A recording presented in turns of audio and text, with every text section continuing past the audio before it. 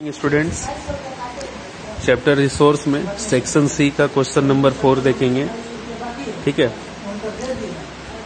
Question 4 का answer ये है। क्वेश्चन 4 क्या था, अपना बुक पर ध्यान देना। On what factor does the utilisation of resources depend upon, है ना। तो फैक्टर पूछ रहा है कि किस फैक्टर पे यूटिलाइजेशन ऑफ रिसोर्स डिपेंड करता है, मतलब कि किस रिसोर्स को हम लोग कब यूटिलाइज कर पाएंगे, है ना, कैसे यूटिलाइज कर पाएंगे, तो उसका क्या क्या फैक्टर है।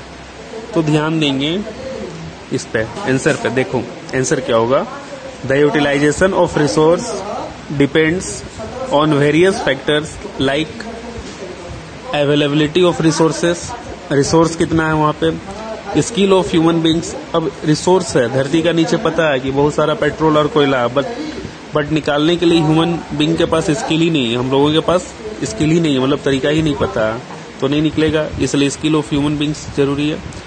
अब तरीका भी पता है और उसके बाद फिर कैपिटल नहीं है, पैसा नहीं है निकालने के लिए, तो वो भी जरूरी है।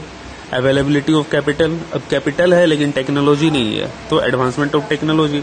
तो ये सारा पॉइंट्स है जो कि एक फैक्टर्स है किसी भी रिसोर्स को एक्सप्लॉइट करने का वहां से। ठीक है, तो क्या क्या फैक्टर हो जाएगा, availability of resources, skill of human beings, availability of capital, advancement of technology etcetera. Okay, fifth question है, what are the basis of classification of resources. ठीक है, क्लासिफिकेशन ऑफ रिसोर्सेज का बेसिस क्या है, तो आंसर देखो, the basis of classification of resources are natural resource and human resource. ठीक है, बुक में भी डायग्राम दिया हुआ, उसको देखना, natural resource and human resource.